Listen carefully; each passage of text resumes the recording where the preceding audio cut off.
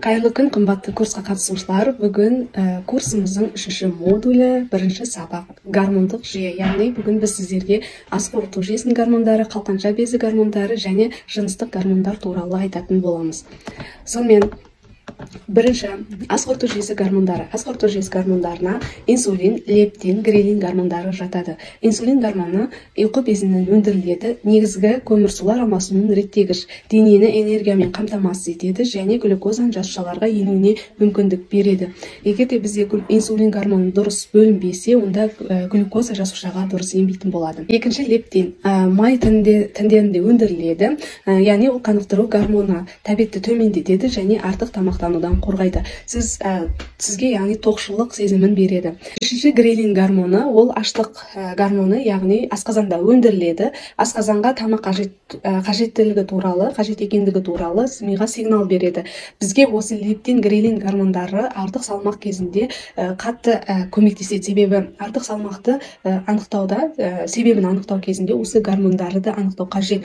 Егер де сізде лептин немесе грелин гормоны дұрыс бөлінбесе, онда сіздің тәбетіңіз дұрыс болмайды, немесе сіз артық тамақтанып қоюыңыз мүмкін, немесе мүлдем тәбетіңіз болмауы мүмкін. Үшінші, яғни келесі қалқанша безі гормондары. Қалқанша безі гормонына ТТГ, Т4, Т3 гормондары жатады. Олар энергиямен қамтамасыз етеді, қоректік заттарды жасушаға енуіне мүмкіндік береді, майды ерітуге көмектеседі, өсу мен ағзаның қалыпқа келуіне ықпал етеді. Бұл жерде одан кейін жыныс гормондары, жыныстық гормондар, яғни андрогендер, эстрогендер және прогестерондар бөлінеді. Ерлер мен әйелдердің гормондары, бұл ерлер мен әйелдердің гормоналды денсаулығын, либидоны, жас және тегіс тері, сүйек тығыздығын, бұлшықет массасын, энергия мен күшті реттейтін гормондар. Сонымен қалқанша безі гормондарына толық тоқталайық. Қалқанша безі гормондарына егер гормон жетіспесе, қалқанша безі гормон жетіспесе, бізде шаштың түсуі, немесе құрғақ, сынғыш болуы, құрғақ тері, жасушаның қоректенуінің болмауынан, қастың түсуі, артық салмақ, шаршау болады. Яғни метаболизм төмендейді. Пайдаланылмаған майлардың әсерімен бізде артық салмақтар жинала бастайды. Одан кейін суыққа төзбеушілік, яғни қалқанша безінің гормондары жылу мен энергияны сақтауға жауапты гормон болып саналады. Яғни зобы бар адамдар немесе тым қатты терлегіш болады, немесе тым қатты жаурағыш болады. Іш қату, бұлшықет әлсіздігі, төмен қан қысымы, қалыпты да бұлшықетте тонус болмайды. Егер сізде қалқанша гормон жетіспесе, онда бұлшықет әлсіздігі болады. Егер қалқанша без гормондары сізде артық болса, онда салмақ жоғалту болады, яғни энергия қорын жылдам тұтыну болады.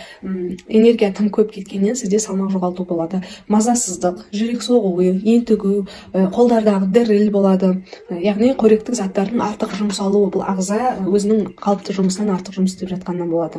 Одан кейін ұйқысыздық, үнемі дене қызуының көтеруі немесе үнемі ыстықтап терлеп жүру. Қалқанша безі жұмысына не кедергі келтіреді? Қалқанша безінің проблемалары көптеген бұзылулар мен кемшіліктердің нәтижесі болып табылады. Яғни біздегі ең маңызды без осы қалқанша безі, былайша айтқанда королева гормондардың ең маңызды осы қалқанша безі гормондары. Ол стресске байланысты шаршау, яғни стресс кезінде осы қалқанша безі гормондары жұмысы бұзыла бастайды. Қалқанша безі стресс кезде кішірейеді, дененің энергия қажеттілігін өтеуге уақыты болмайды. Одан кейін гормондарды өндіруге қажетті заттардың ұзақ мерзімді жетіспеушілігі, яғни йод, белок, темір, мыс, мырыш, селен сияқты минералдардың жетіспеуінен қалқанша безі гормондары жеткіліксіздігі болуы мүмкін. Анемия кезде осы зоб пайда болуы мүмкін екен, көрдіңіздер. Қалқанша безі біздегі ең соңына деген жұмыс істейтін еңбекқор гормон, яғни біздің бауырымыз сияқты. Өзіңізді 5 минутта бағалап көріңіз. Сізде егер де семіздіктің осы түрі болса, суреттегідей, яғни бүкіл денеде майдың жиналуы болса, демек қалқанша безінің функциясын төмендеу, зат алмасу баяулайды. Яғни сізде артық салмақ тым көп болса. Одан кейін қастарыңыз немесе бүкіл жері немесе бір жерлері мынандай түсіп қалса, онда қалқанша безінің функциясын төмендеуі болады. Сіз егер бадырақ көздер, ашуланғанда немесе бір қобалжығанда көзіңіз бадырайып кетіп, сондай бадырақ көздер болса, онда сізде қалқанша без гормондарының артық болуы, яғни тиреотоксикозбен байланысты болады. Келесі жыныстық гормондар эстроген және прогестерон. Эстроген гормоны жетіспесе, бізде құрғақ шырышты қабаттар болады, яғни ауыз қуысында жыныс мүшелері құрғақ болады. Ауырсынатын жыныстық қатынас болады, яғни жұғынды болмағаннан кейін ол жерде ауырсыну болады. Одан кейін құрғақ көз синдромы. Көзіңізде құрғақ болуы мүмкін шырыштың болмауынан. Жиі циститте осы эстроген гормоны жетіспеуінен болады. Одан кейін жамбас мүшелерінің пролапсы, ауырсынып келетін етеккір және құрғақ тері. Байқап отырсаңыздар, құрғақшылық болса денеде, кез келген шырышта болсын, не болмаса теріңіз құрғақ болса, демек сізде эстроген гормоны жетіспей жатыр деген сөз. Бұл тепе-теңдікті не бұзады? Бауыр қызметінің бұзылуы, қалдық гормондар детоксикациядан өтіп, ағзадан шығарылуы керек негізі. Ал егер детоксикация бұзылса, эстроген гормоны басым болады. Ішек дисфункциясы, қолданылған эстрогендердің реабсорбциясы, яғни эстрогендер сыртқа шығарылмағаннан кейін ол ішекте шірей бастайды. Одан кейін семіздік, май жасушалары да қосымша эстроген шығарады. Диетада майдың болмауы немесе холестерин синтезінің бұзылуы. Яғни холестериннен жыныстық гормондар түзіледі. Майдың жетіспеушілігімен эстрогеннің де, прогестеронның да өндірісі төмендеуі мүмкін. Стрестің жоғарғы деңгейі барлық гормондардың прекурсорлары, яғни стресс гормондарына, жыныстық гормондарына жұмсалады. Сізде стресс болса, бүкіл гормондар осы жыныстық гормондарға жұмсалады.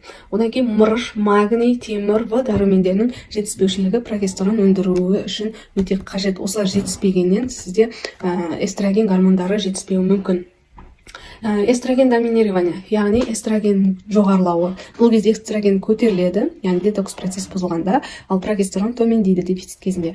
Бұл кеуденің ауырсынуы, ісінуі болады. Одан кейін ПМС, яғни ауыр кезеңдер, етеккір кезінде ауыр болуы мүмкін, мигрен болуы мүмкін, бас ауру.